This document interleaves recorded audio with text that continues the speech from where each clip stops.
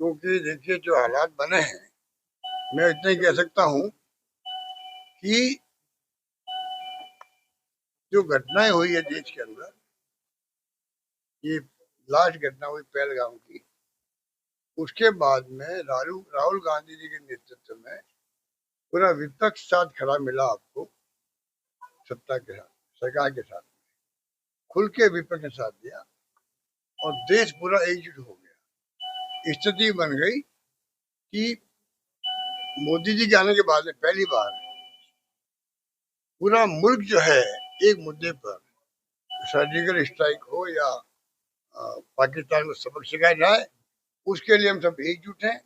तो पक्ष विपक्ष और पूरा मुल्क एकजुट हो गया। पूरी दुनिया ने उस एकजुटता को देखा है। हमें इतनी खुशी हो रही थी, मुझे भी खुशी हो रही थी कि आज लंबे अरसे बाद देख रहे हैं पूरा मुल्क जो है, पूरा पक्ष विपक्ष आम जनता सरकार के साथ खड़ी है। जो फैसला करेंगे हमें मंजूर है। उसको माहौल को बनाए रखते मोदी जी और इनकी सरकार ज्यादा बेहतर होता। अचानक ही स्विच फायर कर दिया आपने, अचानक ही। तो सब जुडिस मामला जो हो जाता है ना, उसके ऊपर कमेंट करना उचित नहीं है। जो फैसला कोर्ट करेगा, सरकार करेगी, वो सबको मान्य होगा। ठीक है, और बताओ अपराध क्या बढ़ता है। अभी मैं आया हूँ वहाँ पे जयपुर से, तो मैंने कल रिक्वेस्ट की थी, ट्वीट किया था कि इतनी लू चल रही इसलिए मैं कहीं रुकूंगा नहीं और स्वागत में तकलीफ नहीं पाए कोई लोग। तब भी मैंने देखा वहाँ मजदूरों जो नरेगा नरेगा मजदूरी करके आ रही थी, महिलाएं आ रही थी। गर्मी थी तो मेरे रहा नहीं गया, मैं रुक गया वहां पर। तो उसमें सब बातें जो आप बोल रहे हो कह रही थी। आपने क्या पूछा? कानून व्यवस्था वो महिलाएं कह रही थी। आप विश्वास करें, एक महिला बुजुर्ग थी, उसने कहा था ये क्या हो रहा है, महिलाओं के ऊपर अत्याचार हो रहा है। उनको ये भी मालूम था बच्चों पे भी रेप हो रहे हैं। वो महिला बोली, मुझे आश्चर्य हुआ कि गांव की महिला को सब बातें मालूम। बाकी उन्होंने जो कहा है मजदूरी कम मिलती है, टाइम पे नहीं मिलती है, और भी कई अव्यवस्था है, वो तो मैं अलग से अपने डालूंगा सोशल मीडिया पे। परंतु कहने का मतलब कि गांव तक ये खबरें हैं। पानी और बिजली आप समझ तड़फ रहे लोग बाग, बीकानेर डिवीजन हो, चाहे वो आपका कोई संभाग हो राजस्थान का, सब जगह पानी और बिजली को लेकर तकलीफ है। पीने को पानी को लेकर गंगानगर, हनुमानगढ़, बीकानेर, चूरू बहुत भयंकर तकलीफ है। और भी जगह से खबरें आती रहती है। तो समस्या से घिरा हुआ प्रदेश है।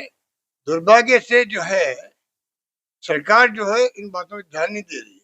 देखिए समस्या तो चाहे सरकार कांग्रेस की हो या बीजेपी की हो, समस्या रहती है। चाहे कानून व्यवस्था की बात करें, घटनाओं की बात करें, दुर्घटनाओं की बात करें, पानी की या बिजली की बात करें, समस्या रही है। पर लोगों को लगना चाहिए कि हमारे लिए सरकार प्रयास कर रही है कि हमें तकलीफ कम से कम हो। मैं ये महसूस करता हूँ कि सरकार प्रयास भी नहीं कर रही है, प्रयास भी नहीं कर रही है। ये स्थिति है। वो लोग चिंतित है उसको लेके कि सरकार परवाह नहीं करेगी हम किन के पास जाएंगे, ये लोगों की शिकायत होने लगी। मेन बात ये है। तो जितने इनके एमएलए हैं, एमपी हैं, उन सबकी ड्यूटी की भयंकर गर्मी का वक्त है। इस वक्त में पीने का पानी, बिजली के संकट समाप्त हो। नरेगा में बहुत भयंकर गर्मी है। इस गर्मी के अंदर आप अगर ज्यादा उनसे काम लेंगे तो हाँ, उन्होंने भी कहा एक व्यक्ति मर चुका है और एक व्यक्ति अभी और तकलीफ में आगे बीमार हो गया है, ये भी उन्होंने बताई मुझे महिलाओं ने।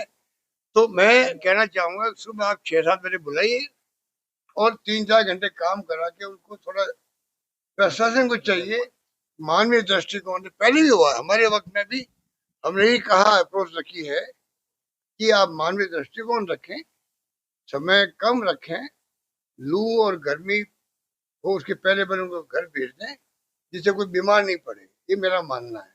तो नाप तोल में उनको मेजरमेंट को थोड़ा क्या कहना चाहिए उसको, तो रियायत दी जानी चाहिए। ये मतलब सरकार का भी दे होना चाहिए और प्रशासन का भी दे होना चाहिए, तब जाकर के उनको पूरी राहत मिलेगी और पूरा पैसा मिल पाएगा उनको, मेरा मानना है।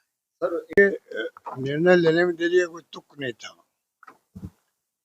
पूरा देश जानता है कि जो 1951 का जो कानून है आरपीए का, उसके अंतर्गत जैसे ही सजा सुनाते हैं 2 साल से ज्यादा सजा होती है, उसी दिन से उसकी सदस्यता, चाहे वो मेंबर पार्लियामेंट हो चाहे वो असेंबली मेंबर हो, उस वक्त ही उसकी सदस्यता समाप्त हो जाती है, धारा 8(3) के अंतर्गत।